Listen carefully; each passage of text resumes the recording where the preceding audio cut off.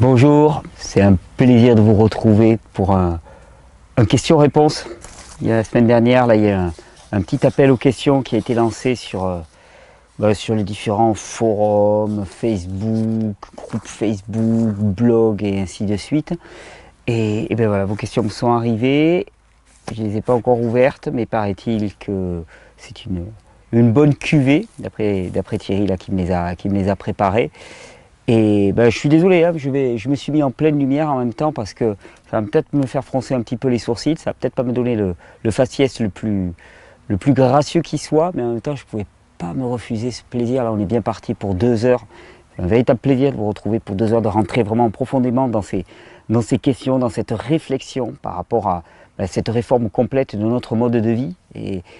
Et j'avais envie d'y être bien, c'est-à-dire de parler de mode de vie et de l'expérimenter en même temps et de faire vraiment ce plein de soleil. Vous allez voir, on va en parler encore et encore au cours du mois de septembre de l'importance de ce soleil et vous verrez combien finalement notre mode de vie qui nous prive du soleil est globalement un mode de vie qui est désastreux pour notre fonctionnement métabolique. On peut pas le dire autrement, je veux dire, mais parfois reprocher d'être un petit peu radical. Il y a des gens qui m'ont dit ouais mais bon c'est dur parce que nous on a notre boulot et on ne peut pas faire autrement. Et puis ok, mais c'est pas une raison non plus pour légitimer ce mode de vie. C'est-à-dire dire il n'est pas adéquat, il est pathogène, il est en train de nous tuer. Après, ça n'impose pas à chacun de changer du jour au lendemain, mais par contre d'avoir cette direction, de savoir vers quoi il veut aller pour le mettre en place et pour le vivre. Donc là, question-réponse en plein soleil, avec les yeux froncés. J'espère que vous m'en excuserez, et avec un petit peu d'eau pour commencer. C'est un peu la reprise, c'est la rentrée, donc je sais que c'est un petit peu le moment où, pour certaines personnes, il s'agit de reprendre un rythme quotidien. L'été, c'est facile. Vous ne trouvez pas que c'est facile l'été quand on est en vacances de manger cru, au soleil, on est avec les amis? Et pourquoi c'est facile? Parce que c'est naturel. Les conditions dans lesquelles nous vivons, la vacance telle qu'elle nous est présentée, c'est juste la condition naturelle de fonctionnement de l'individu. C'est-à-dire faire ce que l'on aime, faire ce que l'on aime, faire ce que l'on aime, prendre son temps, se réveiller spontanément et non pas avec un réveil, prendre le temps de la relation avec l'autre, prendre le temps du repos, prendre le temps de savourer des fruits et des légumes crus au soleil. C'est juste les conditions normales de vie de l'être humain. Il va faire même presque trop chaud là, je vais finir cramoisi. Et cette espèce de nostalgie que l'on a des vacances, elle est juste là pour nous rappeler que ce que nous vivons au quotidien n'est pas normal et n'est pas acceptable. C'est-à-dire qu'il est de notre devoir, à titre personnel, puis quand on est adulte, responsable de famille, à titre familial, il est de notre devoir de ne pas poser que ces conditions-là sont normales, de ne pas les accepter et de faire en sorte progressivement de les changer. C'est-à-dire de revenir à un mode de vie dans lequel le plaisir, la joie, la spontanéité sont la base essentielle, dans lequel nous sommes acteurs et non pas consommateurs. Parce que c'est bien joli, on a créé des catégories, même les Biocop nous ont fait les consommateurs, mais ça sent l'arnaque. Consommateur, tu parles, on est là pour être des consommateurs dans les Biocop, dans les magasins bio. Le truc, c'est pas d'avoir des magasins bio, le truc, c'est de ne plus avoir de magasins du tout. Le truc, c'est d'être producteur nous-mêmes de ce qui nous sert comme besoins vitaux, c'est-à-dire producteur de nos maisons, de nos habits, de notre alimentation. Alors on va dire, oh, mais tu veux revenir à un mode de vie archaïque. Mais pas archaïque. C'est pas parce que ça a été pratiqué dans le passé qu'il s'agit de revenir au passé. Il s'agit au contraire d'aller vers le futur, mais de se rendre compte qu'un mode de vie délégatif ne fonctionne pas. Parce que si tu délègues tes besoins vitaux à d'autres, ils les marchandisent et tu deviens captif. C'est juste ça. Donc c'est pas revenir à un mode de vie archaïque que se réapproprier nos besoins vitaux. Et se réapproprier les choix en termes de besoins vitaux, de se réapproprier notre temps, qui est un besoin vital par excellence, de se réapproprier nos conditions de vie, l'eau que nous buvons, l'air que nous respirons, le rythme que nous nous imposons et que nous imposons à nos enfants, se réapproprier toutes ces notions de base, et la nourriture, la fameuse nourriture. Parce que, je le dis souvent, il y a quand même quelque chose de fabuleux dans les fruits et légumes, c'est que les fruits et légumes, tu peux les produire tout seul. Si tu essayes de te fabriquer, même fabriquer du pain, là moi j'ai été boulanger, donc je peux te parler en connaissance de cause, pour fabriquer du pain, il faut déjà faire pousser du blé. Un champ de blé, après il faut le moissonner. C'est pas aisé, c'est énormément de travail de moissonner, d'arriver à sécher le grain. Après, il faut le moudre. Donc il te faut un moulin pour arriver à le moudre. Et ensuite, il te faut un four à pain, un pétrin.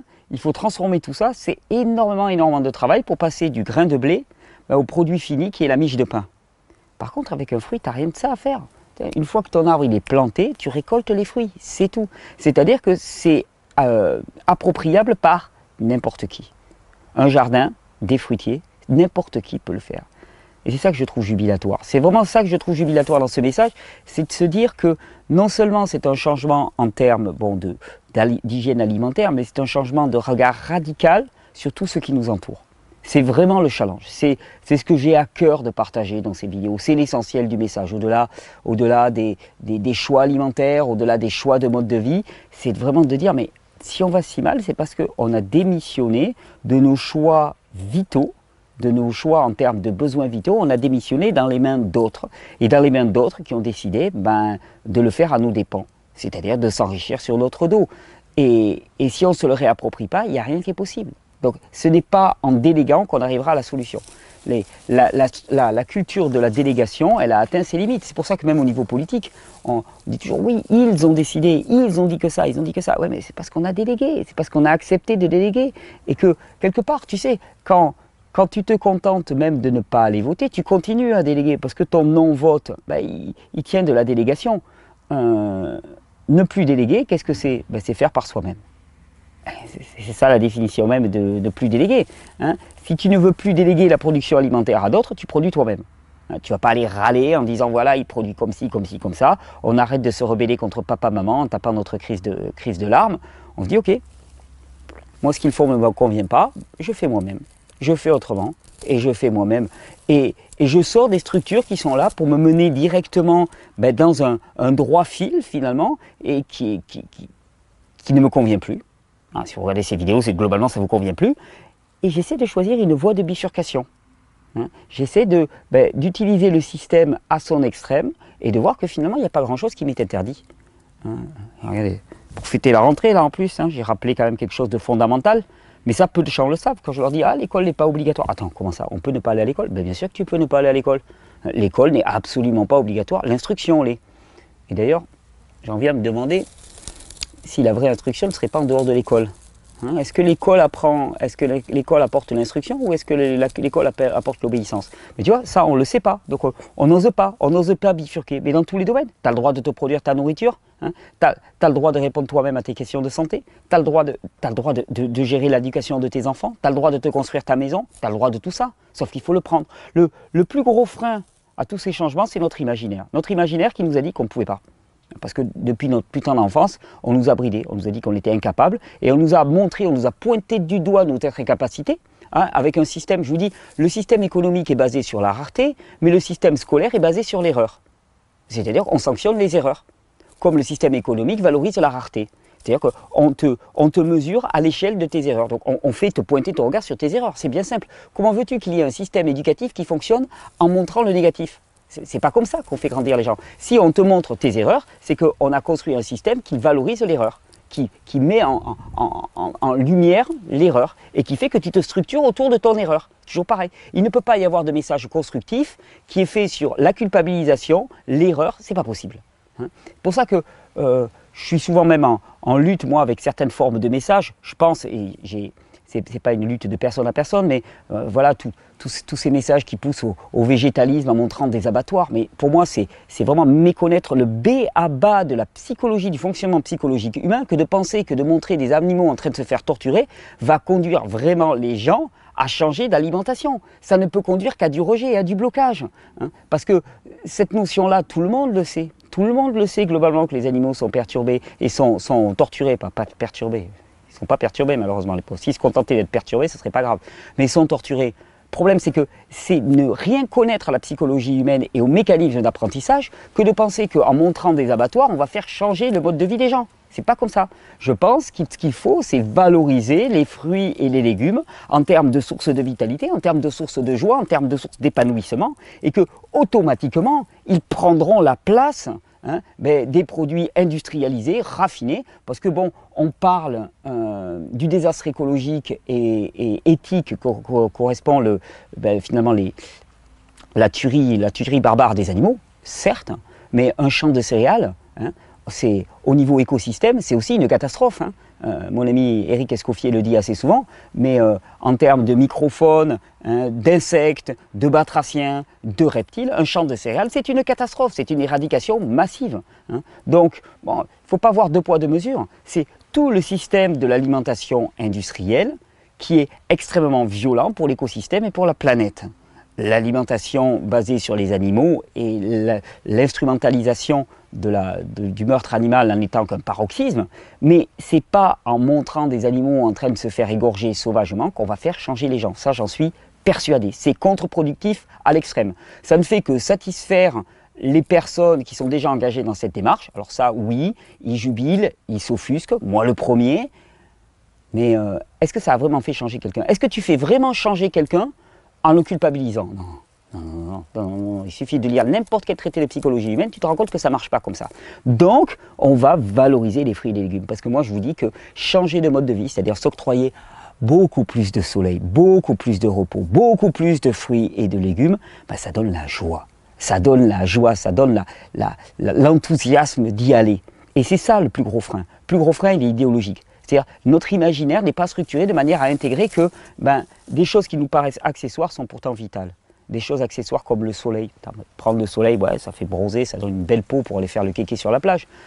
Ben non, c'est pas que ça. Il y a énormément de synthèse qui se passe au niveau de la peau, on y reviendra quand on parlera du cholestérol, et que sans cela, ça ne fonctionne pas. Le repos est aussi essentiel. Ah ouais, le repos est essentiel? Ouais, c'est vrai, il faut dormir. Mais c'est au-delà de ça. C'est que si tu veux digérer, assimiler, si tu veux que tes tissus se réparent, se cicatrisent, si tu veux que tu puisses éliminer de manière adéquate, il faut te reposer. C'est pas un accessoire, c'est pas une option. Et de la même manière, les fruits et les légumes ne sont pas un petit snack qu'on se prend entre deux repas hein, pour combler un petit creux. Hein. Ce n'est pas une espèce d'apéritif ou de dessert qu'on va prendre en plus. Ce n'est pas un truc qui traîne dans la corbeille miteux là, au milieu de la table à cuisine. Des fruits et des légumes d'ailleurs qui n'évoluent pas, qui peuvent rester des semaines sans bouger. C'est un bon signe ça. Ça, c'est pas un bon signe du tout. C'est que c'est blindé de produits qui vont être des conservateurs. Non, le fruit, le légume est la base essentielle de notre alimentation. C'est ce dont nous avons besoin pour vivre, point barre. Nous n'avons pas besoin des céréales, nous n'avons pas besoin des produits manufacturés, nous n'avons pas besoin des produits carnés comme base de notre alimentation. La base de notre alimentation est basée sur les fruits et les légumes. Pour le reste, après, chacun fait comme il le sent. Mais déjà, bâtir sa base là-dessus.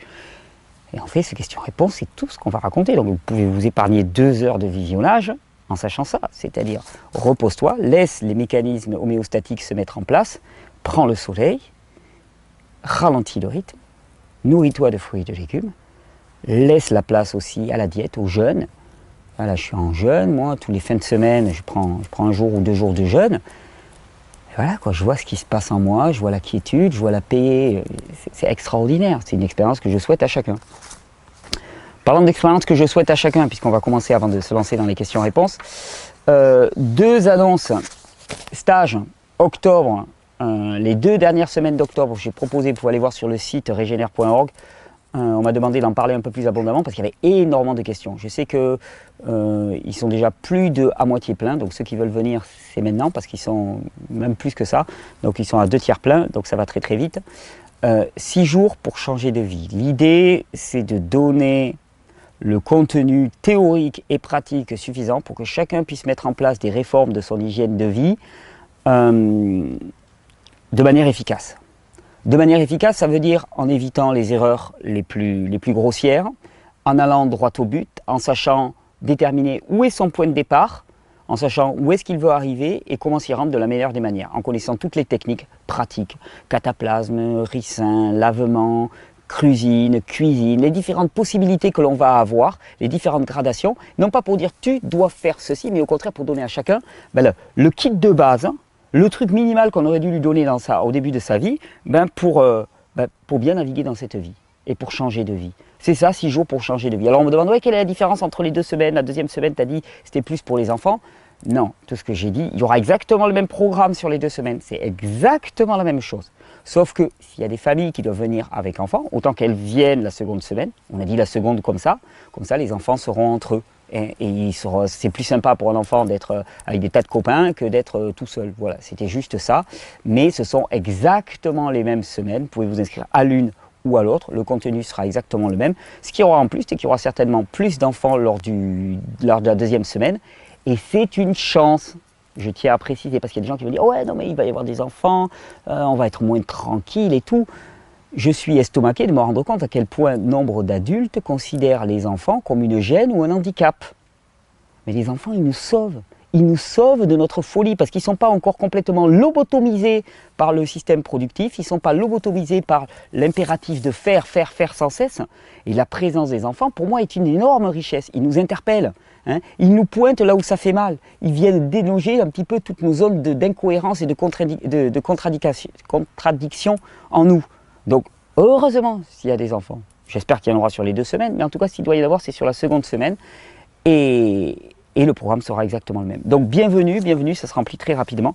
Au titre des annonces, donc tout est sur le site regener.org. Au titre des annonces aussi, je voulais annoncer les formations que va donner un ami à moi qui s'appelle Patrice Robert, vous avez vu en vidéo plusieurs fois ici, qui fait une formation en Tag Teach. Hein. Donc c'est le renforcement positif, tout le contraire du renforcement négatif qui est fait par le système de la note indexée sur l'erreur. Ben là, on est sur un système de renforcement positif. On ne sanctionne pas l'erreur on ne la voit même pas, on ne la note pas.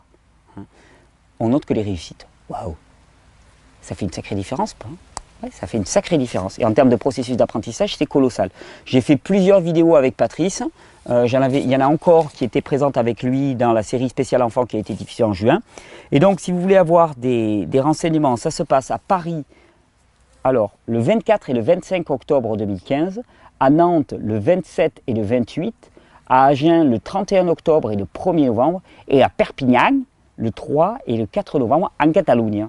Il termine en Catalogne, à la maison, acquis. Si vous voulez des renseignements, alors je vais essayer de l'écrire, de penser à l'écrire sur l'écran, c'est Tag Teach France. Donc Tag, T-A-G, Teach, T-E-A-C-H, France comme France.org.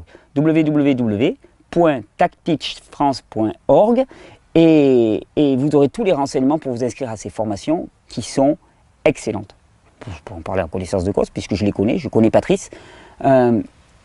C'est pas une technique qu'il va apporter. Non, parce qu'on dit souvent, le tactique, c'est une espèce de petit clicker, c'est pour faire fonctionner les enfants comme des chiens. De toute façon, je vais vous dire, toute votre vie, on vous fait fonctionner comme des chiens. Nous sommes indexés sur le fonctionnement récompense plaisir. On fonctionne tous à ça. Il y a une hormone, il y a un neurotransmetteur en nous, soyons précis, on va se faire taper dessus, qui s'appelle la dopamine. Et la dopamine, c'est le principal principe actif du système récompense plaisir. Hein. On fonctionne au clicker, sauf qu'on ne les voit pas. Et on nous fait marcher au clicker avec des tas de ressorts qui sont des ressorts inconscients. Ben là, on utilise le clicker, le petit système, pour certains apprentissages, pour renforcer le côté positif. Donc déjà, autant le faire de façon consciente. Mais en plus, ce qui est apporté par cette formation de Tag Teach, c'est bien plus qu'une technique, qu'un petit clic pour faciliter les apprentissages, c'est un regard. Un regard qui arrête de focaliser sur l'erreur et qui voit les réussites. Ça, c'est la différence fondamentale que je vois dans ce processus d'apprentissage. Donc, super formation avec Patrice que je ne saurais que recommander, que je ne saurais trop recommander. Quelque chose dans le genre. On va boire. Pourquoi ils ont fait des bouchons comme ça? On est parti pour les questions-réponses. Donc, Tag Teach en français et puis des stages. Alors, question-réponse. Agnès, place des oléagineux et des fruits charnus dans l'alimentation. La première place. D'abord, en immense plaisir, merci beaucoup. Mes questions. Quelle place peuvent occuper idéalement les fruits oléagineux, noix, noisettes, amandes, dans l'alimentation et à quel moment de la journée? Quelle place? Tu sais, ces histoires de plus ou moins de corps gras, on peut rationaliser tout ça. Moi, je vais te dire, voilà, plus une personne est fatiguée, plus elle va être sujette aux hypoglycémies, aux fluctuations fortes de la glycémie, parce qu'il n'y a pas assez d'une hormone qu'on appelle le cortisol. Donc cette personne n'aura pas intérêt à faire des gros repas de fruits, parce que même si c'est des fruits, même si c'est des sucres simples, ça va être un peu compliqué pour elle, et elle aura tendance à avoir une plus grande part de son alimentation qui est composée de fruits gras. Mais ça, tu sais, ça c'est l'intellect. Tout ça, ça n'a pas de prix si tu fonctionnes de manière instinctive. C'est-à-dire, de quoi tu as envie? Est-ce que tu as envie d'oléagineux? Si tu as envie d'oléagineux, ben mange-en. On m'a dit, oui, mais on peut en manger trop et puis ça va faire pas fonctionner. Oui, mais la personne va s'en rendre compte. Elle va en manger trop pendant un mois et demi, puis au bout d'un mois et demi, elle va dire, oula, mon foie, il va pas, et ainsi de suite. Quel besoin a-t-on de priver l'autre de son expérience? Quel besoin a-t-on de lui dire, Ah non mais là, il ne faut pas faire ça, il ne faut surtout pas faire ça, parce que ça va mal se passer, c'est pas ça, moi je le sais, et toi tu... Non, mais laisse-lui faire son expérience. Quelle place ont les fruits les oléagineux, noix, noisettes, amandes dans notre alimentation? Comme tous les fruits, ils ont la place première. Ce sont des aliments de construction exceptionnels, ils contiennent des protéines, ils contiennent des lipides. Moi, j'aime bien les consommer trempés et fermentés. On va faire quelques recettes avec ça, mais je vous le dis tout de suite, prenez des graines de tournesol, vous les faites tremper, vous les rincez abondamment, hein, comme ça il y a les inhibiteurs de croissance qui sont partis. Vous les mixez avec quelques probiotiques, des légumes lactofermentés par exemple, vous laissez fermenter ça un jour ou deux, et là vous avez quelque chose qui va être aigre-doux, dans lequel les acides gras, les acides aminés qui étaient présents dans la graine se sont décomposés et sont revenus à leur structure la plus simple, et là vous avez une bombe nutritionnelle, littéralement une bombe nutritionnelle. Pour moi c'est la meilleure façon de les consommer. En tout cas les oléagineux devraient être consommés toujours trempés, hein, parce que c'est à l'état frais et débarrassés de leurs inhibiteurs de croissance qu'ils sont les plus digestes. Donc quelle place peuvent occuper les fruits oléagineux dans l'alimentation et à quel moment de la journée? Idéalement, je vais te dire, si tu veux bien dormir, plutôt en milieu de journée. Je sais qu'on a tendance à dire, ouais, les fruits pendant la journée, puis les repas un peu plus chargés le soir. Ça, c'est parce qu'au niveau émotionnel, souvent le soir, on a besoin que ça soit lourd. Mais en termes physiologiques, j'ai toujours dit que c'était contraire à la physiologie. C'est-à-dire, le soir, avant d'aller te coucher, tu n'as pas des gros besoins énergétiques. La plupart des neurotransmetteurs, ils sont produits en début et en milieu d'après-midi. Donc, s'il doit avoir des protéines et des acides aminés dans ton alimentation, c'est plutôt à midi que tu vas les prendre. Donc je dirais plutôt à midi, c'est là où ton potentiel digestif est maximal, c'est là où ton métabolisme est maximal. Je veux dire, les fruits, c'est le truc, les fruits juteux, charnus, sucrés, c'est le truc qui se digère le plus facilement. Donc autant les garder pour les moments où ton potentiel digestif est moindre, le soir. En plus, le soir, tu vas partir pour une longue période de nuit, tu as des processus digestifs minimaux avec les fruits. Un repas composé de, allez, on va dire ça grosso modo, hein, salade, oléagineux à midi, puis fruits le soir, c'est idéal. Après, j'ai déjà dit que nombre de personnes, et moi-même, avions, moi ça change tout le temps, mais adopté traditionnellement une inversion avec des fruits à midi, parce que le midi on n'a pas le temps, parce que ça va vite et ainsi de suite, et puis des oléagineux le soir. Sauf que moi je me dis, si certaines personnes ont un coup de barre sur les coups de 5-6 heures avec des fringales et des choses comme ça, c'est peut-être parce que au niveau graisse, au niveau acides aminés, ils n'ont pas fait le plein au départ. Donc ça peut valoir le coup de changer, de voir ce que ça donne pour toi. Physiologiquement parlant, en tout cas, comme je le dis souvent, c'est plutôt à midi. D'autre part, certains disent que les fruits charnus, donc les fruits sucrés, j'imagine, n'ont pas leur place le matin, mais plutôt l'après-midi. Que faut-il en penser? Le matin, moi, je pousse quand même, enfin, je pousse à rien du tout, mais je recommande plutôt généralement de jeûner le matin. Le matin, c'est une période de nettoyage, c'est pas le temps de manger, à part vraiment les personnes qui sont fatiguées chroniques et puis qui ressentent vraiment une vraie fringale. Mais sinon, le matin, rien, de l'eau, un petit jus, mais c'est pas le moment de manger. Les fruits, plutôt l'après-midi. Ouais, théoriquement, ouais. Théoriquement, oui. Après, c'est toujours pareil, il y a la théorie, mais nous ne sommes pas des êtres théoriques. Nous sommes des êtres d'émotion, nous sommes des êtres aussi de contexte environnemental, de rythme de vie, de travail.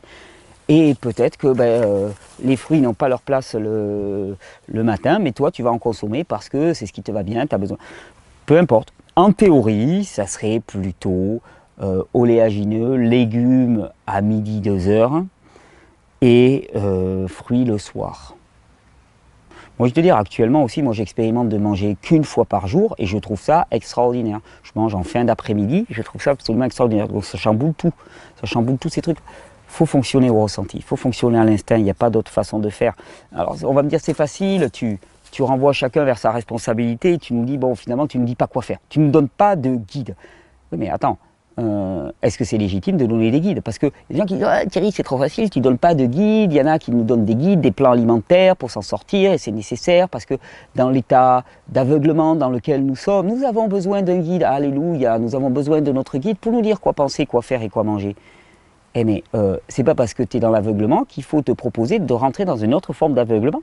Je veux dire, pour moi, il n'y a pas de discours véritable qui ne soit autre que détermine-toi toi-même. À partir des éléments qu'on va pouvoir te donner, donc là moi je te donne des éléments, mais détermine-toi toi-même. Donc fais l'expérience de manger des oléagineux à midi, vois comment ça se passe, c'est tout. Si ça se passe bien, tu gardes, si ça se passe mal, tu ne gardes pas. Qu'importe se dit un tel ou un tel.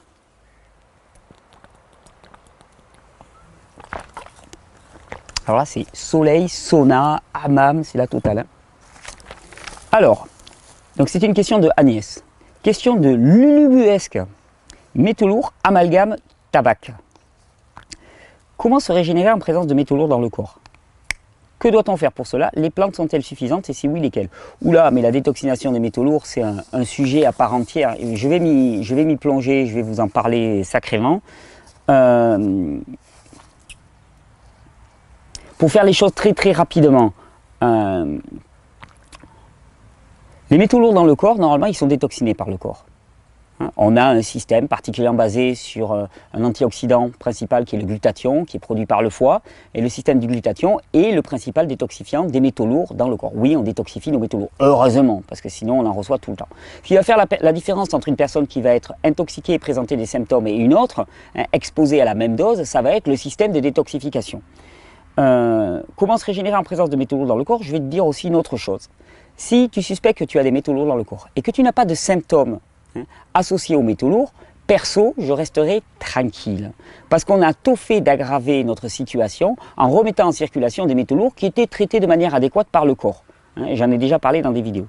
Sinon, que doit-on faire pour cela? Il y a différents protocoles pour la détoxification des métaux lourds. Alors attention, parce que si tu as des métaux lourds dans le corps, que tu n'as pas de symptômes neuro, ça veut dire qu'a priori, ils n'ont pas atteint le cerveau, mais que tu as une barrière hémato-encéphalique qui est poreuse. Et ça, j'avais donné un test, c'est de prendre du GABA. Le GABA, c'est un neurotransmetteur qui normalement ne doit pas passer la barrière du cerveau et qui est un neurotransmetteur qui est neurorelaxant, qui est neuromodulateur et qui va calmer tout le système nerveux. Bon, mais tu te prends 1 gramme, 1000 mg de GABA, oh la mouche, tu te prends 1000 mg de GABA, et tu regardes dans les 3-4 heures. Si tu te sens beaucoup plus relax, ça veut dire que le GABA il est passé à l'intérieur. Et ça, c'est pas bon signe, parce que ça veut dire que si tu vas commencer à faire bouger les métaux lourds dans ton corps, et bien à ce moment-là, tu as tous les risques de t'en prendre au niveau du cerveau. Et j'ai connu le cas, je l'ai vu chez certaines personnes. Donc, je ne recommande pas dans ces cas-là de faire de chélation. La chélation est un processus très lourd qui serait à réserver pour les personnes qui souffrent. Par contre, pour les personnes qui souffrent, il n'y a pas le choix. Il y a différents protocoles. De mon avis, le protocole d'Andrew Cutler est certainement le plus sécuritaire en tant que tel. Donc Cutler, c'est U-T-L-E-R. Il consiste à prendre des microdoses d'agents chélateurs, des MPS, ALA, avec un certain acide lipoïque, qui vont jouer chacun, les ALA plutôt pour le cerveau, le DMPS plutôt pour les métaux lourds stockés dans le corps. Il faut commencer d'abord par nettoyer le corps. Première des choses, moi, que je dirais, c'est d'abord de renforcer le système de détoxification naturelle du corps. On n'y pense pas assez. On est toujours prompt à aller chercher des remèdes à l'extérieur.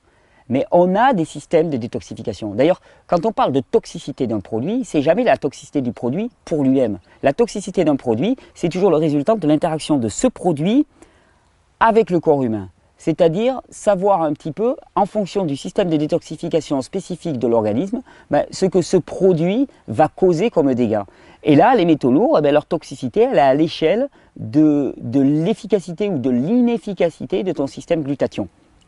Donc c'est là où ça se joue et il faut renforcer ce système. Donc pour renforcer le système basé sur le glutathion, il y a la détoxification du foie avec tous les principes actifs qu'on a déjà cités pour le foie. La betterave, le curcuma, le chardon-marie sont excellents pour relancer la production de glutathion au niveau du foie. Qu'est-ce qu'on a d'autre? Le fenugrec, le cordyceps. Sont des plantes, sont des champignons pour le cordyceps qui sont excellents pour relancer la production de glutathion. Qu'est-ce qu'on a d'autre aussi? Le sélénium que tu vas trouver dans les noix, dans les amandes aussi est excellent pour relancer la production de glutathion. Mais globalement, nettoyer ton foie avec des plantes. Il y a le mélange diacol aussi chez ABC de la Nature qui est excellent pour nettoyer le foie. Et donc avec tout ça, tu vas relancer une production naturelle endogène de glutathion et tu vas commencer à détoxifier ton corps. Après, comment se régénérer en présence de métaux lourds dans le corps? Si tu as vraiment une suspicion de métaux lourds dans le corps, alors à ce moment-là, il faut faire tes recherches. Je vais essayer de présenter une vidéo exhaustive, mais c'est difficile de s'exprimer dans le domaine parce que c'est un sujet très large et très casse-gueule, si tu me permets l'expression. Je te conseille un forum qui s'appelle le forum Mélodie, M-E-L-O-D-Y, si je ne me trompe pas. Tu tapes Mélodie, métaux lourds, tu vas les trouver. Et là, il y a énormément de gens qui ont énormément expérimenté sur la question. Ils vont pouvoir te conseiller et t'accompagner. Sur le forum du site Régénère aussi, il y en a quelques-uns qui sont vraiment costauds dans ce domaine-là. Bon, je pense à quelques-uns, mais je ne vais pas les citer pour ne pas faire Alexander par exemple, Matt, qui est en Asie aussi, qui connaissent très très bien ces phénomènes et qui vont pouvoir te répondre et te guider et t'aiguiller. Donc va voir sur le forum Régénère. J'ai acheté justement le distillateur sur ton site. Est-ce que cela pourrait agir sur ces poisons métaux lourds? Moi, je crois pas. Y a-t-il justement des précautions supplémentaires à prendre? Non, je crois pas. En plus, je fume et je n'arrive pas à m'arrêter. Parce que je ne manque pas de volonté, mais je suis hors de moi en véritable manque. Y a-t-il une possibilité que les vaccins reçus, les anciens amalgames au mercure, rendent dépendants des autres produits toxiques? En tout cas, ça va saturer ton système de détoxification et ça va le rendre moins apte à gérer d'autres toxicités. Donc oui. Après, on va faire un sujet complet sur la cigarette. Ce qu'il faut savoir, c'est que la cigarette interfère énormément avec le système des GABA. Hein. C'est-à-dire que la nicotine vient remplacer les GABA à l'échelle de ton cerveau pour l'aspect neuromodulateur. Ça va être la pédale de frein qui va calmer le système nerveux. Donc quand tu es saturé de nicotine, eh ben, tu ne produis plus des GABA de manière normale. Et donc à ce moment-là, qu'est-ce qui se passe? Quand tu arrêtes la nicotine, tu ne produis plus de GABA. À ce moment-là, ton système il s'affole complètement. Donc c'est très très difficile de se détacher de la nicotine. Il est certain que plus tu auras un organisme qui sera détoxifié, plus la relance de la production de GABA sera rapide. On va faire tout un sujet sur la cigarette. Là, je regarde si le micro enregistre bien parce que comme j'ai un contre-jour, ouais, c'est super bon. Nickel, tout va bien parce que je ne savais pas si j'avais beaucoup de piles dans le micro. Donc voilà, j'ai pas de piles. On va faire un sujet complet sur GABA, neurotransmetteurs, glutamate, parce que tout ça, glutamate, GABA et nicotine, c'est complètement lié. Donc vidéo à venir. Question de Hassan, dévitalisation des dents. Salut Thierry et à toute l'équipe, j'aimerais avoir votre avis sur les dangers de la dévitalisation des dents, car je viens de lire cet article qui me fait poser des questions. Alors l'article, il y a le lien. Alors résumé, merci, on m'a mis un résumé, super l'équipe, j'ai une super équipe. L'article met en lumière le danger des dents dévitalisées, des travaux de Weston Price, donc le dentiste Weston Price, sur le fait qu'il est mécaniquement impossible de stériliser une dent dévitalisée et obturée. De nombreuses maladies dégénératives et chroniques seraient liées à des dents obturées en conjonction avec un système immunitaire affaibli. Ouais, mais c'est absolument vrai. Mais d'ailleurs, il y a quelqu'un que je dois interviewer depuis longtemps. Frédéric, si tu regardes cette vidéo, je vais revenir vers toi. Au sujet des dents dévitalisées, qui a écrit un excellent petit livre sur les dents dévitalisées. Effectivement, la dévitalisation des dents, c'est... Tu as le canal de la dent, hein, je ne me souviens plus comment on appelle ça, le canal, le canal qui est au niveau de la dent, ben, ce canal-là, ben, on lui enlève le nerf, d'accord? Donc ça reste une espèce de porte d'entrée massive dans l'organisme. Alors on l'obstrue, mais l'obstruction n'est jamais bien faite, la dent n'est jamais vraiment bien nettoyée. Il y a un foyer d'infection bactérienne massif. Les dents dévitalisées sont effectivement un foyer d'infection bactérienne majeur pour l'organisme. Il ne faudrait pas dévitaliser les dents. Le truc, c'est qu'on te les dévitalise. Là aussi, au niveau de l'imaginaire, on nous a fait croire que dévitaliser une dent, c'est tu vas chez le dentiste et hop là, cette dent elle va pas bien. Oh, je vais vous la dévitaliser. Non, mais docteur, là, dévitaliser, ça veut dire quoi? Ça veut dire que vous me la tuez? Non, non, non, je vous la dévitalise. Je te la tue pas, je la dévitalise. Tu vois, on dévitalise les animaux dans les abattoirs, on dévitalise les dents chez les dentistes. Ne t'inquiète pas, tout va bien, c'est normal, c'est rien, c'est anodin. Attendez, vous n'êtes pas embêté pour une dent dévitalisée, tout le monde le fait. Tout le monde le fait. Donc, faites pas votre chochotte et puis on y va. Le problème, c'est que la dent dévitalisée, c'est effectivement un foyer d'infection bactérienne massif, ce qui fait qu'il y a énormément maintenant de personnes qui disent si vous avez des dents dévitalisées dans les bouches, enlevez-les et passez-vous-en. Il y a des tas de moyens. La dentisterie, c'est un domaine où l'obscurantisme régnant est à l'égal de la médecine. Il faudrait vraiment qu'il y ait quelqu'un qui s'y colle, qu'il y ait un dentiste ou qu'il y ait quelqu'un qui soit féru de dentisterie, qui puisse s'y coller, faire des vidéos comme ça, parce que moi-même je suis relativement béotien là-dedans, mais je veux dire c'est un scandale ce qui nous est imposé, les anesthésiants dans la bouche, les produits dégueulasses qu'on nous met. Ouais, pas grand-chose d'autre à dire. Ah ben tiens, dents, cheveux blancs. Question de Kizer69. Je dois me faire arracher 3 dents dévitalisées qu'il me reste, que je vais remplacer par un dentier amovible. Super. Le dentiste me dit qu'il va falloir m'anesthésier. Qu'en penses-tu Thierry? Ben ouais, alors pour arracher des dents, c'est quand même rock'n'roll, c'est arraché sans anesthésiant. Est-ce que le produit anesthésiant est toxique? Certainement. Dois-je refuser? Oh là là. Le rendez-vous est pris pour fin septembre. Dois-tu refuser? C'est à toi de voir. Mais de toute façon, si tu ne mets pas d'anesthésiant, tu vas souffrir. Après, il y a des anesthésiens de contact, il y a des anesthésiens locaux. Je sais qu'avec l'hypnose, avec des choses comme ça, on arrive quand même à anesthésier pas mal. Mais bon, à toi de voir si tu peux le mettre en place. force est de constater que si tu arraches à vif 3 dents, tu vas chanter. Après, il y a des moyens de diminuer la douleur, déjà, soit en jeûne. Si tu jeûnes, si tu arrives, que tu es à ton 3e ou 4e jour de jeûne, tu vas voir que l'arrachage de tes dents va se passer nettement mieux. C'est chose extraordinaire, mais on se rend compte qu'on ne fonctionne jamais aussi bien que quand on jeûne. C'est un truc extraordinaire.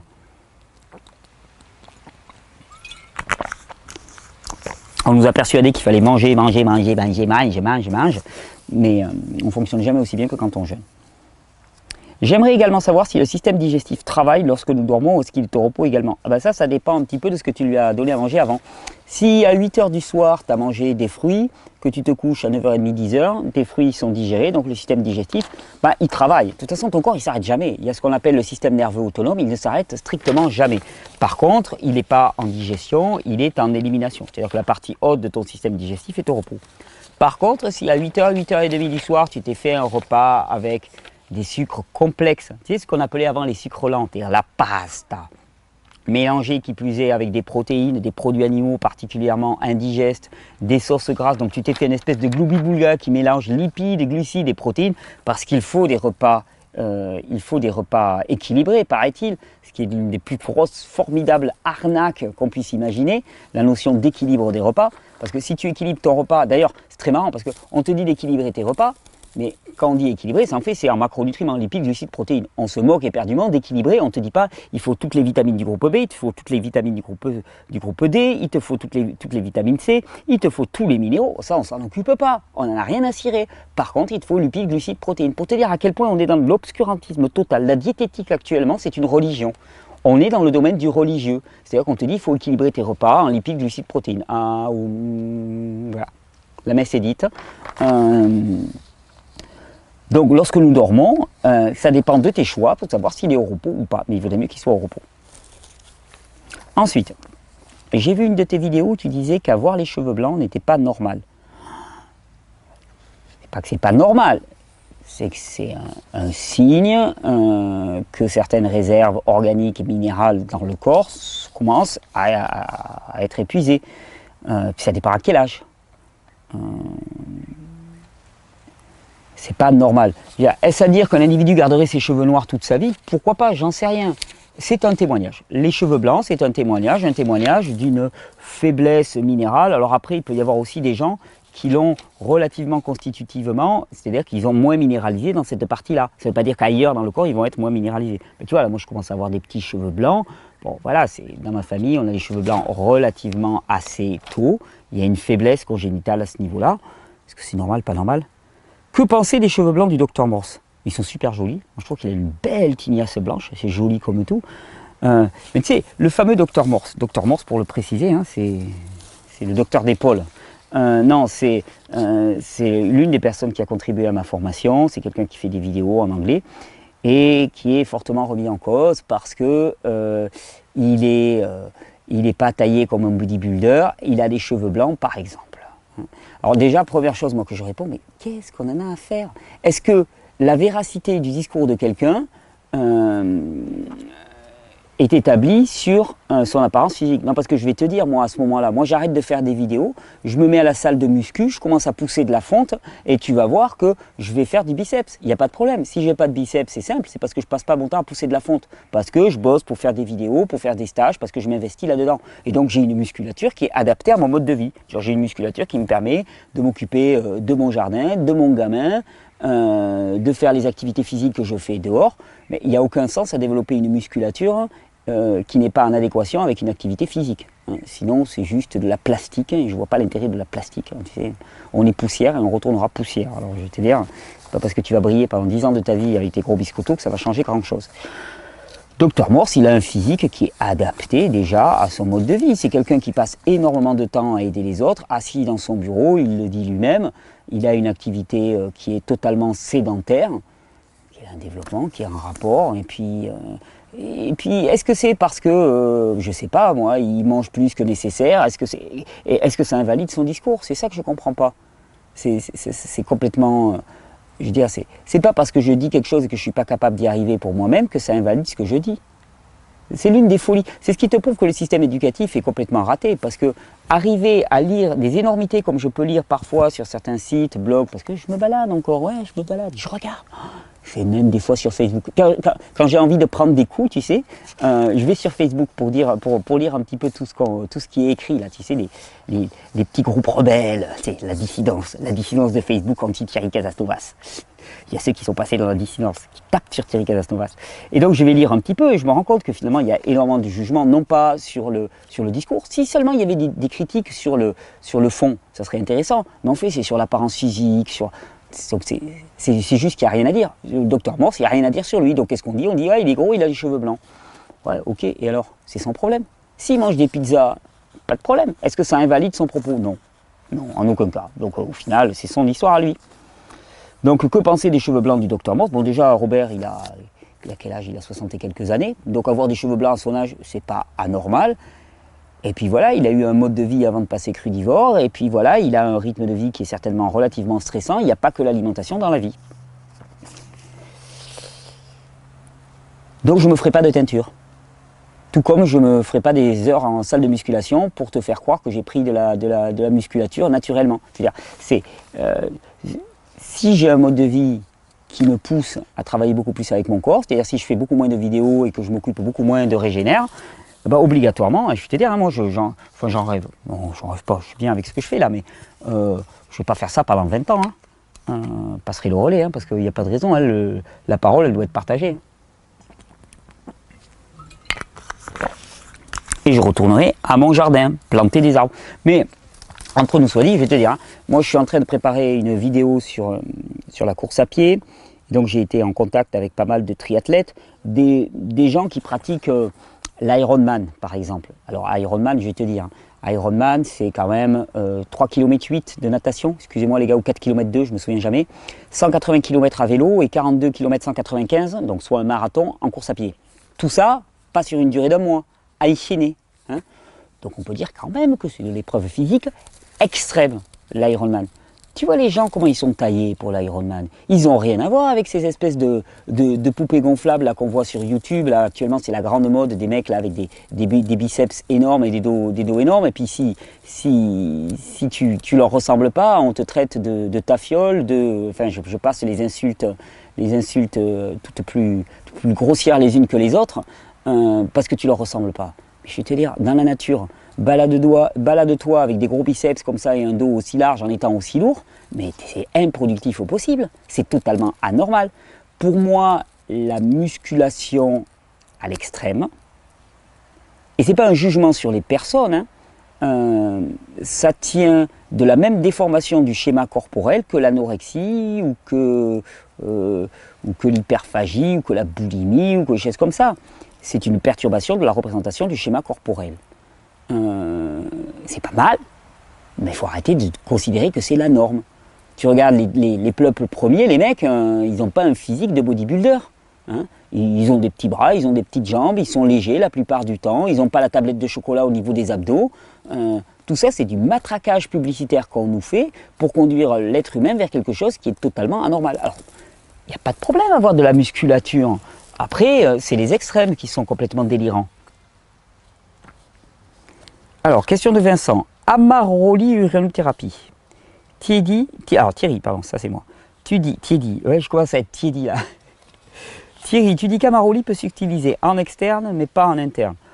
Ouais, j'ai un peu de mal et en même temps, je l'ai fait des tas de fois. Donc, pourtant, tu dis que l'on devrait mettre sur la peau uniquement ce qu'on aurait envie de mettre dans la bouche. Vu que par la peau, ça se retrouve dans le sang quelques minutes après, il n'y a pas de différence entre le fait de l'ingérer. Eh ouais, planté le Thierry. Sous question, as-tu regardé les travaux du docteur Christian Thalchaleur?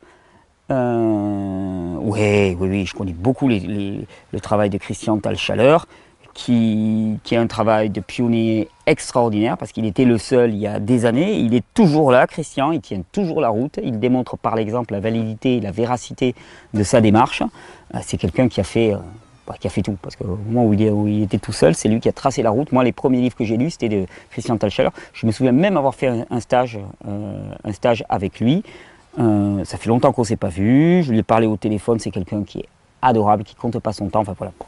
rien à redire. Lui, il est fanat d'urinothérapie. Bon, ben, super. Moi, il y a des moments où ça me parle, des moments où ça ne me parle pas. Moi, ce que je vais te dire quand même, c'est que l'urinothérapie, attention, attention, attention, pour qui? Il me semble. C'est-à-dire la personne qui est passablement intoxiquée, je peux te dire que moi, je n'irai pas boire son urine. La personne qui est vraiment bien détoxinée, la majorité de ses déchets va passer dans la lymphe, dans le sang, il n'y aura rien. Au niveau rénal, ça ne va pas être grand-chose qui va sortir, la majorité va passer au niveau intestinal. Alors je sais, il y en a qui expliquent que l'urine n'est pas un déchet, mais du sang filtré, et que les déchets sont faits pour partir par le côlon.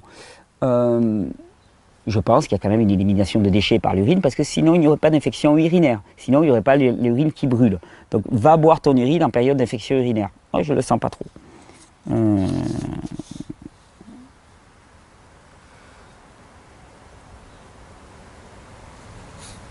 Ça accélère le transit intestinal. Ouais. Ben écoute, c'est peut-être le niveau de mes inhibitions, tu as parfaitement raison. Essaye l'urine, utilise-la. De toute façon, tu n'as pas à me persuader. Je pense que ce que tu veux faire, c'est que j'en parle à pas mal de gens. Donc est-ce que l'urinothérapie, t'imagines, dans notre société, moi il y a des gens qui regardent ma vidéo, ça fait pas très glamour, c'est pas le truc là pour passer dans les grands médias. Si je commence à prôner l'urinothérapie, ça va pas le faire. Donc j'y vais mollo avec ça, voilà. Question de Stéphanie. Mais oui, il y a énormément de travaux sur l'urinothérapie. Les premiers travaux à citer sont ceux de Christian Thalschaller. Il y a un autre livre qui s'appelle La Fontaine de Jouvence aussi, ou un truc comme ça, qui est très très bien. Question de Stéphanie. J'adore et je suis Thierry depuis 2 ou 3 ans. Je te prie de ne pas m'adorer. On ne peut pas adorer un humain. Attention, je ne veux pas être adoré. Tu apprécies ce que je fais depuis 2 ou 3 ans maintenant, mais je supporte, c'est super, je supporte de moins en moins quand il a l'air de nous dire « Réveillez-vous, la vie, c'est pas de bosser 8 heures par jour, de subir un rythme de malade, de bouffer de la merde, et j'en passe. » On est tous d'accord sur le sujet, mais il serait bien de préciser que parfois on n'a pas le choix, car je ne vois pas qui, à part moi, va nourrir mes enfants, payer mon loyer, mes factures et mes fruits et légumes, si je ne vais pas faire mes 8 heures. Et je ne peux pas échapper au stress de mes putains de factures. C'est elle qui cite, hein, c'est pas moi. C'est pas une question de volonté, c'est la vie. Hein, ça c'est ce qu'on nous a persuadé. Aujourd'hui, j'ai changé de travail pour ne plus avoir la pression de mon job de commercial. C'est génial. Maintenant, je vais pleurer en fin de mois et devoir vendre ma maison. Alors, pour vivre d'amour et d'eau fraîche, je veux bien qu'on me donne la recette. Et je comprends ce que tu me dis. Mais est-ce que je dois te dire à l'inverse, hein, bosser 8 heures par jour, faire 3 heures de transport en commun, payer extrêmement cher une nourriture qui a été récoltée il y a des semaines de ça, conservée en frigo, ne pas voir tes gamins, ne pas vivre au soleil, est-ce que je dois te dire c'est normal, résigne-toi parce que c'est ça la vie. Mais non, c'est pas ça la vie. Donc ouais, réveillez-vous, la vie c'est pas de bosser 8 heures par jour, de subir un rythme de malade, de bouffer de la merde, c'est pas ça. Et on est victime de nos imaginaires, c'est-à-dire tu me dis légitimement, qu'est-ce que je peux y faire? Et d'ailleurs, je comprends la violence qu'il y a en toi, Stéphanie. C'est exactement la même chose pour moi. Quand on me dit ça c'est pas bien, ça c'est pas bien, ça c'est pas bien, et que je vois pas la façon de changer, qu'est-ce que ça fait? Ouah, ça crée de la violence en moi automatiquement. Et c'est ça le problème, c'est qu'on nous a privés de notre imaginaire, on nous a privés de notre créativité, on nous a privés de notre capacité à imaginer un futur autre. Moi, je vais te dire, ces conditions-là, elles sont valables parce que certainement tu vis en ville, par exemple. Je veux dire, il y a des coins en Creuse ou en Corrèze, des petits villages où les loyers, moi j'ai vu des loyers à 150 € hein, pour des petites maisons avec des jardins. Des petites maisons à vendre pour des 30 000, 40 000, 50 000. Viens dans l'arrière-pays en Catalogne, tu vas voir. Hein, des petits logements pour 30 000, 40 000 € à l'achat. Tu me dis, ouais, il faut les avoir. Ouais, d'accord, mais la moindre maison de lotissement en abord de grande ville, c'est 10 fois ce prix-là. C'est 300 000, 400 000 pour avoir un string ficelle de gazon autour de ta pauvre maison Phoenix, quoi, pas construite en parpaing, hein, chauffée avec de la climatisation réversible. Donc, non. Le problème, c'est notre imaginaire. On a tué notre imaginaire. Et comment est-ce qu'on le tue, notre imaginaire et notre capacité à la rébellion? On la tue en nous imposant l'école, en nous imposant d'être assis, en nous imposant de gober la sauce qu'on nous fait gober en permanence, en nous imposant de dire Amen et de répéter comme des mantras le discours lénifiant qui est proféré par l'État qui détermine les programmes. Et c'est ça le problème, c'est ça le gros problème. Tu veux la recette pour vivre d'amour et d'eau fraîche? Ouais, il faut prendre le maquis. C'est-à-dire que la vie dans les grosses agglomérations urbaines nous rend obligatoirement dépendants de la technologie et de l'argent. Obligatoirement. Le seul moyen de s'en tirer, c'est de prendre le maquis. Ta yo, C'est pas de lutter contre, c'est pas de défiler, c'est pas d'augmenter, de demander des augmentations, c'est ta yo. De retrouver des petites communautés rurales, il y a des tas de petits villages où ils attendent d'avoir des enfants, où ils ont des petites écoles qui se meurent. Tes gamins, ils ne seront plus dans une école où il y a 70, enfin 70, non, mais 30 élèves par classe ou 32 élèves par classe. Ils seront dans une classe unique de primaire, où ils seront très heureux certainement. Quand ils sortiront, ils sortiront direct dans la campagne. Toi, tu peux te trouver des logements pour pas cher, tu pourras faire ton petit jardin, tu auras de la solidarité, tu vas toujours trouver des petits boulots à faire. Il y a du télétravail à distance, donc tu arriveras toujours à t'en sortir. Le problème, c'est les méga agglomérations. Et comme on nous persuade que c'est le développement normal de l'humain, comme on nous persuade et qu'on nous sort toute une histoire qui tend à prouver que l'homo 21e sièclus, c'est l'apogée de l'humain, eh bien, on se fait avoir. On se fait avoir à cet imaginaire-là. Mais ça, c'est anormal. Il y a autre chose à vivre. Il y a autre chose à imaginer. Réveillez-vous, la vie, c'est pas de bosser 8 heures par jour. Mais ça veut rien dire, la vie, c'est pas de bosser 8 heures par jour. La vie, c'est rien du tout, en vérité. Enfin, je veux dire, c'est rien du tout. La vie, c'est pas de manger, la vie, c'est pas de dormir, la vie, c'est de s'amuser. C'est un truc qu'on a oublié. La vie, c'est de s'amuser. Si ton boulot, c'est un amusement, tu peux bosser 12 heures par jour, pas un souci. Si tu t'éclates dans ton activité, si tu t'amuses follement, à ce moment-là, c'est plus un boulot. Moi, je considère un boulot au sens de tripalium, là, tu vois, l'instrument de torture. Le truc où tu vas, tu sais que tu vas juste pour gagner ta croûte. D'ailleurs, croûte. T'imagines, tu bosses juste pour une croûte, pour un appartement dégueulasse. C'est ça le problème. Donc, je comprends que ça soit dérangeant, je comprends que ça soit horripilant. Et tu sais pourquoi c'est horripilant? Parce que tu ne vois pas la façon de faire autrement. Mais en même temps, je ne peux pas dire que c'est normal de vivre ça, parce que c'est en train de nous tuer, littéralement. On est en train de crever de ces conditions de vie. Donc, je ne peux pas nier cela. C'est pas possible. La vie, c'est d'être au soleil. Hein. La vie, c'est d'être dehors, au soleil, avec tes gamins, dans la campagne, au milieu de la forêt, près des arbres, près des animaux. On est complètement coupé de ça. On ne peut pas être en bonne santé en étant complètement coupé du milieu animal, du milieu végétal. C'est pas possible. Après, ça ne veut pas dire que du jour au lendemain, il faut tout changer. Par contre, moi, je suis là, ou en tout cas, j'estime que mon rôle est de susciter l'insurrection. L'insurrection et la révolte, non pas contre des gens, mais contre ce que l'on s'impose nous-mêmes. Parce que notre soumission au système, on en est nous-mêmes responsables. C'est notre degré d'allégeance au système. On croit qu'il faut faire comme ça. On croit qu'il faut en passer par le salaire. On croit qu'il faut en passer par les mutuelles et la sécurité sociale. On croit qu'il faut faire tout ça. On croit qu'il faut mettre les enfants à l'école. On croit que c'est un passage obligé. On croit qu'on ne peut pas faire autrement. De toute façon, il faut mettre les enfants à l'école. Pourquoi? Parce que nous, comme ça, on peut aller bosser. T'imagines le truc? De toute façon, Jules Ferry, il le dit bien, hein, si tu lis les premiers textes de Jules Ferry, et je renvoie toujours vers l'extraordinaire travail qui est fait par deux amis, Mathilde et Sylvain, déscolarisons.org. Hein.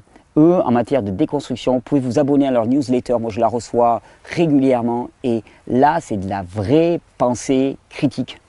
La dernière, elle était excellente. Si vous voulez regarder cette vidéo, Sylvain et Mathilde, merci de tout cœur. Votre réflexion par rapport à la mainmise qu'ont certains alternatifs sur les médias, hein, du style, hein, dès qu'il faut s'exprimer sur l'écologie et l'humanisme, on voit Pierre Rabhi, il n'y a que lui, hein, c'est le bien-pensant.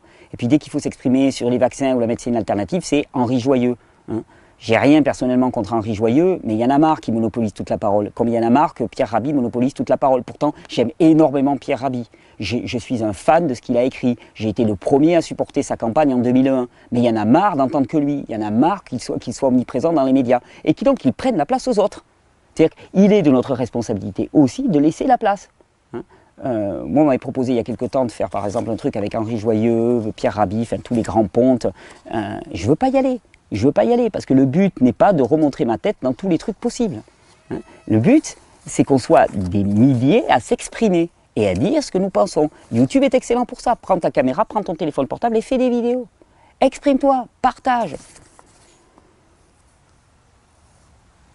Mais oui, notre imaginaire a été complètement sacrifié. On n'est pas capable d'imaginer autre chose. Back to the tree, il faut retourner aux arbres, retourner à la nature, prendre le maquis. Il ne s'agit pas de lutter contre, il ne s'agit pas d'incarner des espèces d'alternatives molles dans lesquelles on nous dit oui, alors certains vaccins c'est mal, mais quand même, hein, il ne faut pas tomber dans le tout contre. Il y a des choses bien dans les vaccins, mais certains sont mal. Mais ça, c'est l'agriculture raisonnée. C'est se faire arnaquer profondément. Il faut bien comprendre que les personnes qui s'expriment dans les grands médias sont autorisées pour s'exprimer dans les grands médias. C'est simple. On va me dire ça, on va dire, ils ont fait un petit truc sur moi dans Madame Figaro, on va dire, ah ça y est, Thierry, il est passé de l'autre côté. Je ne sais pas comment ça s'est fait, on va laisser juste m'exprimer. La fille, elle n'avait pas dû lire que j'étais un gourou à la tête d'un énorme business qui se chiffrait en millions de dollars, qui lobotomisait ses adeptes. Elle n'avait pas dû lire ça dans Rue 89, qui pourtant est un grand journal de presse, un grand journal d'opinion, donc qui a parlé. Rue 89 a parlé, amen, et tout le monde doit se mettre en rang. Et puis la Mivilude m'a repéré. Elle m'a vu.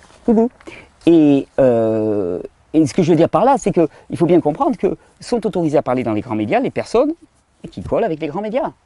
C'est tout. C'est aussi simple que ça. Les gens qui passent sur Meta TV, par exemple, ce n'est pas des gens qui passent dans les grands médias. Et heureusement qu'il y a des médias alternatifs pour les laisser s'exprimer. Heureusement qu'il y a YouTube pour laisser les vidéos se faire. Mais il faut bien comprendre. On va pas chercher. On me dit souvent, ouais, pourquoi tu passes pas dans les grands médias, tu fais pas. Mais ils ne laisseront pas passer. Ou alors il faudra que je modifie complètement mon discours et que je dise, oui, mais bon. En fait, allez, à la limite que je parle d'alimentation, ça va. C'est de plus en plus difficile maintenant que je porte ça, que je dis que l'alimentation n'est qu'un des pieds de la santé, mais que le simple fait de bosser dans des bureaux pendant 8 heures et de se faire pomper notre énergie et notre sang par un système esclavagiste, parce que c'est esclavagiste au nord, au sud, à l'est, à l'ouest, dans les pays sous-développés ou dans les pays surdéveloppés, c'est esclavagiste partout, c'est pour nourrir la machine. Ça ne passera pas dans les grands médias, obligatoirement. Et la question suivante non plus, Benny me pose une question sur les cannabis. Ça non plus, ça va passer dans les grands médias, Benny. Que pense Thierry des phytocannabinoïdes? Alors, phytocannabinoïdes, ça veut dire du cannabis qu'on trouve dans les plantes. Ouais. Une étude a récemment affirmé qu'on est en carence de ces phytocannabinoïdes et que cela causerait des maladies dégénératives comme Alzheimer. Non. Je ne pense pas qu'on soit en carence de phytocannabinoïdes. C'est vrai que le corps... Ouais, attendez, on aère un petit peu. Pas me mettre torse nu, ça fait pas style à la caméra, mais... Waouh. Là, c'est le plein. Vitamine D, cholestérol et toutes les synthèses, là, ça top. Il y a effectivement des récepteurs aux cannabinoïdes dans le corps. C'est-à-dire que nous avons des récepteurs CB1 et CB2 qui sont présents sur les cellules et qui ont tendance même à provoquer et à favoriser la lyse cellulaire, c'est-à-dire l'autodestruction des cellules. Et on se rend compte que les cellules, quand elles tournent cancéreuses, eh bien, il y a beaucoup plus de récepteurs au CB1 et au CB2. C'est pour ça que les cellules cancéreuses, eh bien, elles réagissent très fort quand on utilise le cannabis sous forme thérapeutique pour détruire ces cellules cancéreuses. C'est vrai. Quand bien même le cannabis est neuroprotecteur et a tellement d'autres propriétés qui nous sont bénéfiques. Qu'en pense-t-il? Il, c'est moi. Qu'est-ce que j'en pense? Je pense qu'effectivement le cannabis est l'une des plus grandes plantes médicinales qui soit. Je parle bien sûr de consommer des jus de plantes fraîches ou en complément alimentaire. Non, mais tu peux parler de la fumée aussi, il n'y a pas de problème pour moi. Le truc, c'est que quand on la fume sous forme de pétard, par exemple, là, on atteint des températures très fortes. Moi, j'avais entendu parler de 1200 degrés à peu près à l'intérieur du pétard. Donc ça, c'est pas top. Mais au vaporisateur, enfin, moi, je connais plusieurs personnes qui sont diagnostiquées avec la sclérose en plaques et qui sont asymptomatiques parce qu'ils fument du cannabis au vaporisateur. Donc, moi, je ne te parle pas de consommer juste du jus de plantes fraîches. Alors, on ne va pas faire tout un cours sur les phytocannabinoïdes, mais qu'il faut savoir, c'est que dans la plante fraîche, il n'y a pas de THC et il n'y a pas de CBD. Le THC, c'est le tétrahydrocannabinoïde, et dans la plante fraîche, il y a de l'acide tétrahydrocannabinoïde. Tétrahydro, ouais, c'est ça, je crois. Enfin, THC. Il y a du THCA et du CBDA. C'est-à-dire que ce sont des plantes qui ne sont pas psychoactives dans la plante fraîche. Et qu'il faut élever la température au-dessus de 120 degrés. C'est ce qu'on appelle la décarboxylation, la décarbo. Pour tous ceux qui ont touché un peu à ça, ils verront exactement ce que je veux dire. Il faut décarboxyler pour les transformer en THC et en CBD, le THC ayant des propriétés psychoactives. Il y a de plus en plus de recherches qui sont faites sur le THCA et le CBDA et le jus de plantes fraîches. Il y a le docteur Courtney, je ne sais plus comment, qui a fait pas mal de vidéos. Il y a plusieurs séminaires aussi qui sont présents. Il y a eu un gros séminaire en Hollande il y a quelques années de ça, qui en parle pas mal.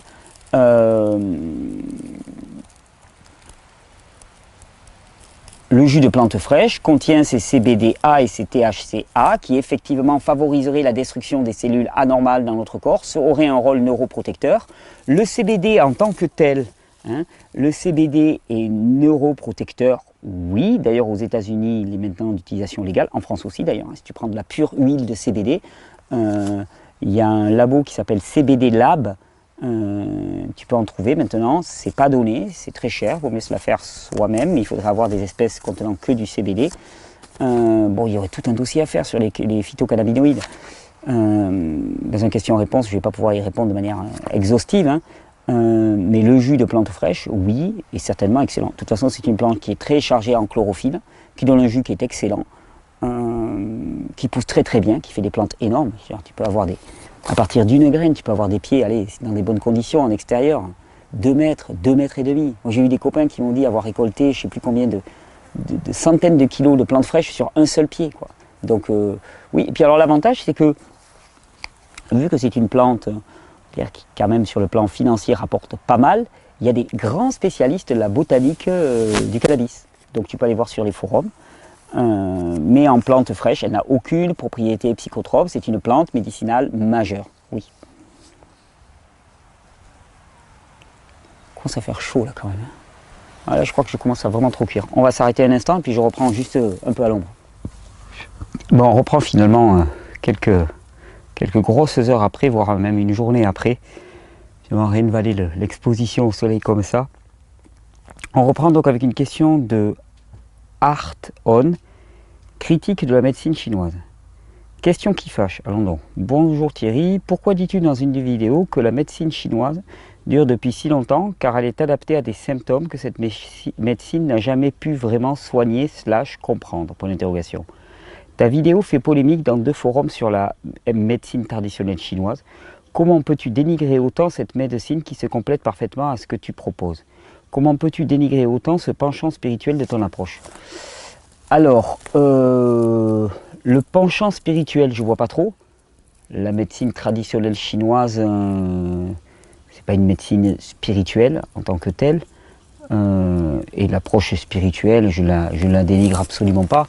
D'ailleurs, je suis le premier à affirmer haut et fort ma spiritualité. Donc non, de ce côté-là, je m'occupe, dans cette vidéo, on parle du corps, de comment fonctionne le corps, et je trouve que c'est déjà beaucoup. C'est vrai que la dimension spirituelle de l'individu est présente, mais comme j'ai pas envie de faire de prosélytisme, comme j'ai pas envie de dire, ben voilà, moi ce que j'ai c'est meilleur que les autres, donc moi je m'occupe du corps, parce que là au moins on peut s'entendre sur des réalités objectives de fonctionnement du corps. Donc je ne dénigre pas la dimension spirituelle de l'individu, mais là je laisse chacun se dépatouiller avec ça. Pour ma part, je donne des petites clés quand même, mais pour ma part je m'occupe de ce qui a trait au corps. Alors, comment est-ce que je peux dénigrer cette médecine qui se complète parfaitement à ce que tu proposes? Alors, ce qu'il faut bien comprendre, c'est qu'il n'y a rien de personnel avec la médecine chinoise ou quoi que ce soit. Moi, qu'elle soit chinoise, tibétaine, d'Amazonie ou de Suède ou de Norvège, pour moi le problème c'est la médecine. C'est-à-dire que tant qu'on donne à l'extérieur de soi, que ce soit un thérapeute ou un médicament, la responsabilité de ta santé, pour moi tu fais fausse route. C'est-à-dire qu'il n'y a pas d'alternative à la médecine. On parle toujours de médecine alternative, pour moi il n'y a pas d'alternative à la médecine.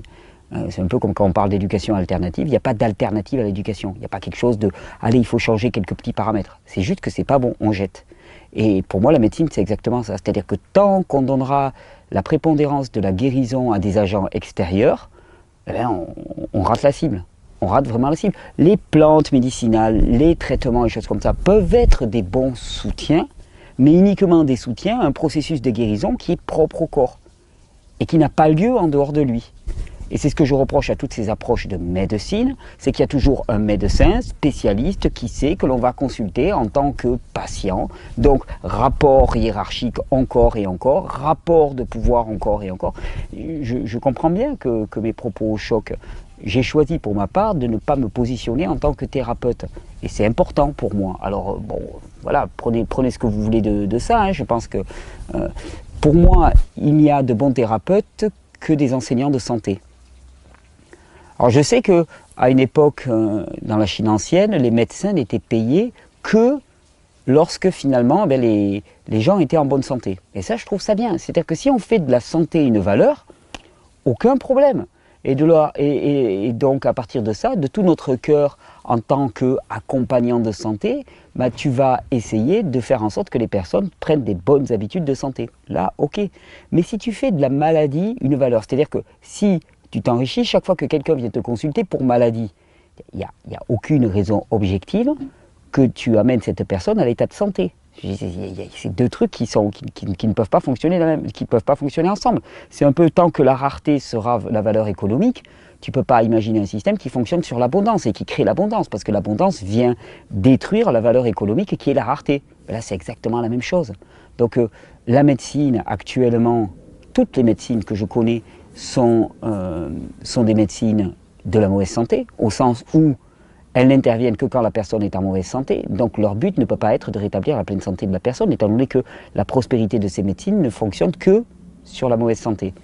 Et ce n'est pas étonnant pour moi qu'elles prospèrent sur la mauvaise santé, puisque ces médecines s'intéressent à la symptomatologie. Elles s'intéressent à la guérison extérieure, c'est-à-dire qu'elles s'intéressent à trouver des éléments extérieurs qui vont procurer la guérison. Ce n'est pas possible. Il n'y a pas d'éléments extérieurs qui procurent la guérison. Il n'y a rien d'extérieur qui procure la guérison. La guérison est une expérience profondément intérieure.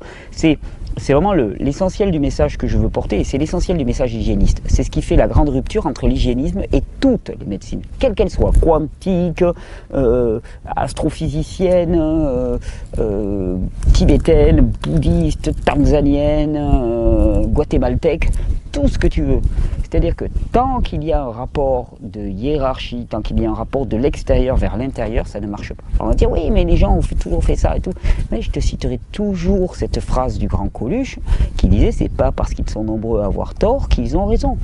C'est pas parce que depuis des centaines et des centaines d'années, nous fonctionnons suivant un monde qui est hautement hiérarchisé avec des rapports qui sont des rapports de pouvoir et d'asservissement, que c'est une bonne chose. C'est pas parce que nos grands-parents le faisaient que c'est une bonne chose. Il y a des choses qu'ils faisaient qui sont une bonne chose, et d'autres qui ne le faisaient pas, qui ne sont pas des bonnes choses. Donc, si tu penses la médecine traditionnelle chinoise comme une éducation à la santé, super. Si tu le penses comme une thérapeutique, pour moi, ça fait partie de toutes les autres médecines. Donc en ce sens-là, oui, je ne dénigre pas la médecine traditionnelle chinoise, je dénigre la médecine. Voilà, au moins c'est clair.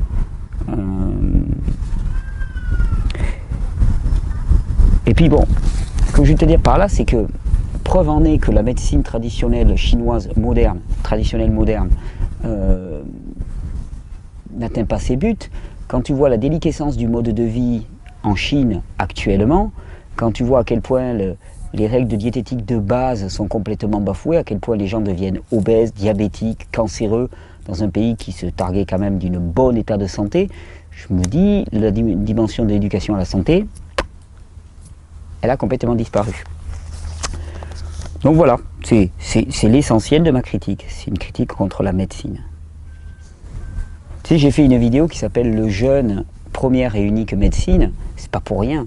C'est vraiment un pied de nez qui est fait à toutes ces thérapeutiques extérieures avec force machine, force complément, qui soient naturelles ou qui soient chimiques, de synthèse et ainsi de suite. C'est toujours la même chose. C'est prends ce produit pour aller bien. Ben non, c'est pas ça, c'est pas ça. C'est l'état de santé et la guérison ne proviennent simplement que du rétablissement des facteurs internes de guérison, c'est-à-dire lever tout ce qui est du domaine de l'obstruction, rétablir le bon fonctionnement nerveux, permettre que tout ce qui est en trop puisse s'évacuer, de manière à ce qui est en carence puisse se compléter. Mais tout ça, c'est le jeu du corps, c'est pas le jeu de l'extérieur. C'est vraiment la grande perdition de l'être humain actuellement, c'est de toujours se retourner vers l'extérieur, toujours regarder à l'extérieur, trouver à l'extérieur les raisons de sa santé ou de sa mauvaise santé, trouver à l'extérieur les raisons de son comportement, de son mode de vie. Pas à l'extérieur, la responsabilité elle est là et il est temps de se la rapproprier, parce que le problème c'est que si on donne la responsabilité à un autre, en même temps celui-là, il nous mène par le bout du nez, il fait ce qu'il veut de nous. Médecine chinoise, ça y est encore. Rate et alimentation crue. Question de Julia. Bonjour Thierry, bonjour à tous. Donc il n'y a rien de personnel dans ce que je te dis là, Art On. Il n'y a vraiment rien de personnel. C'est juste que je ne peux pas apprécier la médecine. Bonjour Thierry, bonjour à tous. Je tiens tout d'abord à te remercier de nous faire partager ton savoir. Merci beaucoup. J'étudie depuis 2 ans la médecine chinoise. Alors je ne sais pas si tu as quelques notions par rapport à l'énergétique chinoise, aucune. Mais la rate, organe de l'élémentaire, n'aime pas l'humidité. Ah, on ne l'avait pas dit. Aliments froids et crus, elle préfère les aliments chauds et secs. Ah, ma rate ne m'a jamais dit ça, mais bon, voyons. Les fruits et les légumes crus sont considérés comme des aliments de nature yin, hyper yin. Pour certaines pathologies type œdème, rétention, je conseille d'éviter de manger cru le soir pour préférer le cuit. Pour une personne qui a un problème énergétique du couple rate-estomac, ce monorégime jus et alimentation crue n'accentue pas le déséquilibre. Alors déjà, tu me dis que la rate n'aime pas l'humidité, aliments froids et crus. Alors ça aussi, hein, dès qu'on parle de cru, on dit froid, c'est froid, c'est froid, c'est froid. Mais attends, les aliments crus sont froids si tu les sors de ton frigo. D'accord? Les aliments crus sont chauds, si je les mange là, à cette température-là, il fait 30 et quelques degrés là au soleil, ils sont chauds. Les aliments crus, ils sont à la température que tu veux bien leur donner. Hein? Donc ils sont à la température ambiante, si tu es dans une température glaciale, ils seront glaciaux. Donc cette association froid et cru, pour moi, elle ne me va pas du tout, du tout, du tout. Après que la rate préfère les aliments chauds et secs, il faudrait m'expliquer pourquoi. Tu sais, le problème pour moi, c'est que tout ça, ça reste des conceptions très très intellectuelles. C'est-à-dire, est-ce que pour se nourrir, il faut savoir que la rate préfère les aliments chauds et secs et qu'il y a un déséquilibre énergétique du groupe rate-estomac? C'est-à-dire que tout ça, pour moi, c'est de l'intellect. Alors, je ne vais pas faire une charge contre l'intellect humain, mais force est de constater que l'intellect humain, tout ce qu'il a réussi à créer pour l'instant, c'est de la souffrance, du désert, de l'esclavage et de la maladie. En pratique, hein, regarde où on en est actuellement, regarde la situation de ce monde. Je veux dire, on n'a pas besoin de diététique pour se nourrir correctement. Il y a un truc là, tu vois, il n'y a pas besoin de savoir que la rate a besoin de tel ou tel besoin. Il y a un truc là qu'on appelle l'instinct alimentaire, hein, et l'instinct tout court, l'intuition. Hein, cette dimension de parole en notre cœur, quoi, quelque part. Et donc, savoir que les aliments crus ou cuits, je veux dire, c'est certain qu'il y a des personnes, par exemple, je le dis, je suis le premier à le dire, auquel je dis, non mais démarrez pas par du tout cru, ça va pas vous aller. Puis mangez pas trop de fruits, commencez plus par des légumes ou des matières grasses qui vont être plus denses, ok, mais ça c'est du domaine du ressenti. Je dis toujours aux gens, mais comment savoir ce qu'il vous faut? Ressentez. Faites l'expérience. Allez dans le trop dans un domaine et vous allez voir. Si vous mangez trop de fruits ou trop de matières grasses ou trop de ceci ou trop de cela ou trop de cru au départ, vous allez voir ce qui va se passer. Ça va détoxiner trop fort, vous allez avoir des frilosités, des baisses de tension parce que vous avez encore besoin de stimulation alimentaire. Et tout ça, c'est pas par l'intellect, c'est par le ressenti. Et moi, c'est ce que je préfère promouvoir comme approche. Pourquoi? Parce que toutes les autres approches qui sont des approches intellectuelles, ce sont des approches qui sont ésotériques. C'est-à-dire qu'elles sont réservées à un petit groupe d'initiés. Moi, souvent, on dit « Ah non, mais ce que fait Thierry dans ses vidéos, c'est ésotérique. » C'est pas ésotérique du tout. Si c'est vu à 500 000 vues, par exemple, pour certaines vidéos, c'est pas ésotérique. Ésotérique, ça veut dire réservé à un certain nombre d'initiés. Mais actuellement, quand on a dit ésotérique, on a tout dit. C'est ésotérique. Oh, il ne faut plus bouger là, c'est ésotérique. Ça veut dire que c'est complètement farfelu, ça n'a aucune valeur de preuve, ça n'a aucune valeur scientifique ou quoi que ce soit. Et ça, c'est juste coller un terme qui va donner toute une dénomination. C'est pas ésotérique, c'est exotérique. Par contre, tous ces savoirs qui demandent énormément d'années d'études et ainsi de suite sont ésotériques. Ils sont réservés à une petite frange d'initiés. Sauf qu'il y a une bonne nouvelle, c'est que ça, c'est uniquement parce qu'on y croit que ça marche. Je veux dire quelque part, c'est que c'est notre adhésion à un système qui est un système hiérarchique, qui est un système ésotérique, qui est un système dans lequel certains savent au détriment des autres. C'est juste notre adhésion à ça, mais qui nous rend captifs de ce modèle. En vérité, tout le monde, comme tous les animaux, comme toutes les espèces vivantes, tout le monde a un lien direct à ses besoins. Il s'agit juste de le travailler, de faire de la musculation de ressenti. Et ce ressenti, il est aussi valable sur le plan alimentaire. C'est rassurant. L'humain a pu vivre, a pu prospérer bien avant qu'il n'existe la diététique et la médecine. C'est quelque chose qui est pour moi évident. Et donc, toutes ces approches, personnellement, me laissent assez froid. Pourquoi? Parce que ça nécessite toujours quelqu'un, un médiateur entre nous et le réel qui nous dit quoi faire, comment faire et tout. Et puis nous, on est là et puis on note bien précautionneusement. Puis on sait qu'on doit manger ça à telle heure, prendre tel cachet à telle heure, tel cachet à telle heure, tel cachet à telle heure, tel cachet à telle heure. Je ne dis pas qu'un peu d'accompagnement à Hélène ne soit pas nécessaire. Et je pense que c'est vraiment là-dedans que la plupart des J'aime pas le mot thérapeute, je préférerais le terme de soutien ou de soignant. Tu sais, apporter du soin. Ça, c'est une dimension qu'on a oubliée complètement. C'est-à-dire, on parle de thérapeute. Hein, le thérapeute, c'est celui qui guérit. Alors ça, je vais te dire, il n'y a aucun humain qui guérit. Il n'y a personne qui te guérira. Par contre, soignant, alors ça j'aime beaucoup, celui qui apporte du soin, celui qui apporte de l'accompagnement, celui qui apporte du partage, partage de son propre cheminement, partage de ses propres découvertes, partage de ses propres erreurs aussi. La dimension du témoignage est excellente aussi. Témoigner de ce qu'on a fait en bien, témoigner de ce qu'on a fait en mal, témoigner de ce qui nous a apporté du bien, témoigner de ce qui nous a fait perdre du temps ou ce qui nous a fait nous enliser. Ça, c'est une dimension que j'apprécie énormément. Mais tout le reste, pour moi, n'est pas du domaine de la guérison. Et je pense qu'il est important de s'en affranchir. C'est pour ça que je ne cesse pas, même si c'est effectivement pas très glamour, pas très sexy, on est dans une époque de thérapeutique, dans laquelle la thérapeutique classique qui ne marchait pas a été remplacée par du Canada Dry de thérapeutique alternative. Pour moi, il n'y a pas de thérapeutique.